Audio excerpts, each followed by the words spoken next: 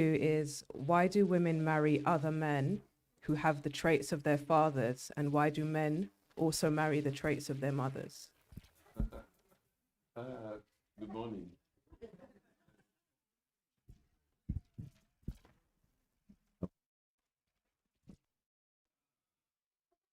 Hello. That is a very close observation that most women, it's not always so, but it's largely so. You tend to marry somebody who is like your brother, your father, and the men also marry somebody who is their sister or mother. One, because that is what you're focusing on. You've grown with that, so your psyche starts vibrating it.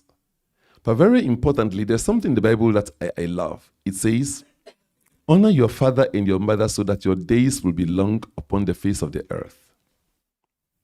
It's the only commandment among the 10 that comes with a promise. The promise is, when you honor your father and your mother, your days will be long. Your days will be long doesn't mean you live for 1,000 years.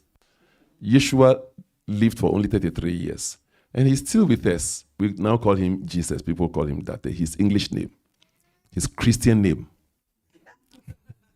Jesus' Christian name is Jesus. Yeshua Christian name is Jesus. Right?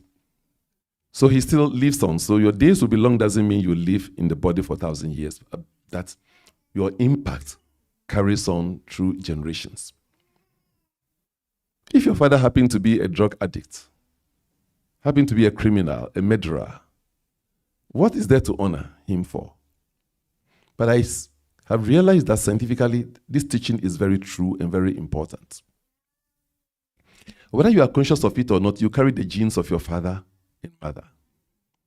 So whatever trait your father and mother have, you already have them. Honoring means giving attention to what is praiseworthy and working with it. So if your father is bad, evil, wrong, or does many wrong things, and you keep focusing on that, you are watering those seeds in you. If you don't manifest them in your life, you're going to attract them into your life as a husband. Am I making sense now? And similarly, if you are a man, what you don't honor in your mother, if you don't express them in your life, you're going to attract them. Check your life. Most things you blame your parents for, you are doing them, if not worse. Because you are focusing on those negatives. Why don't you focus on what is positive in your parents so you water those seeds? And when the negatives are not given attention to, because you are not honoring them, they will die. And you will attract the right versions of your father. Because often you attract sometimes the wrong versions of your father or the wrong versions of your mother in your partners. So this is a deep spiritual practice.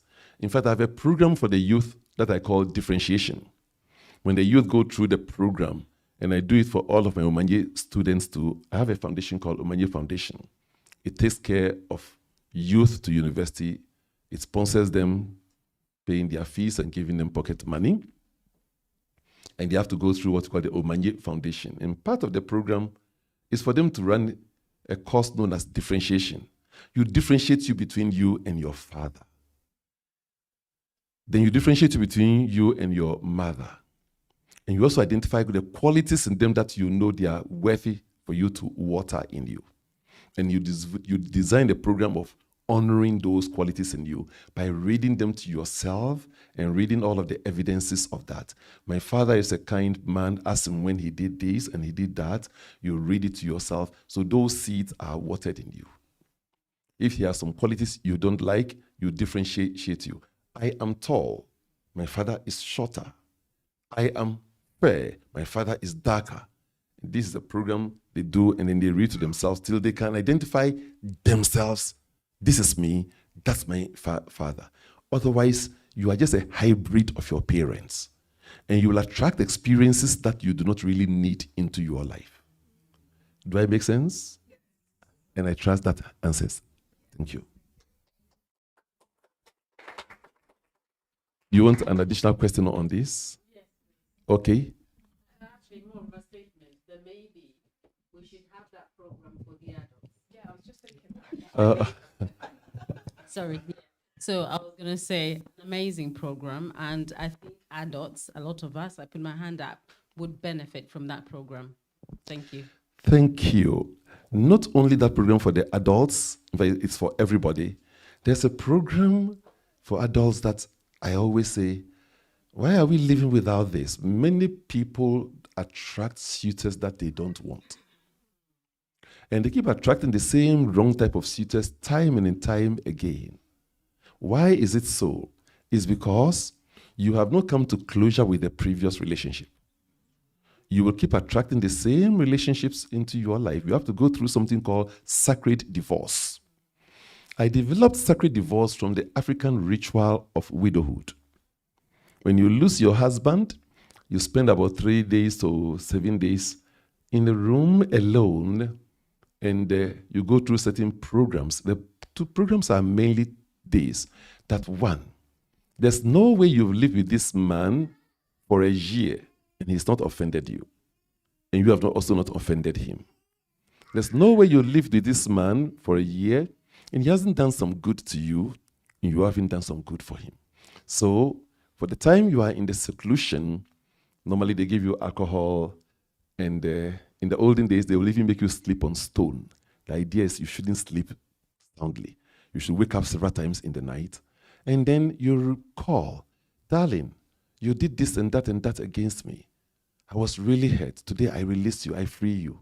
We are all humans, we make mistakes. Then you bless them. And that time you remember, you did this and that for me. You were so good. Let this good spirit, let this goodness continue to lead you on and grow as your spirit. Then you bless them. From this, I developed something known as a sacred divorce. When you go through any relationship and the relationship comes to an end, do sacred divorce. Same way,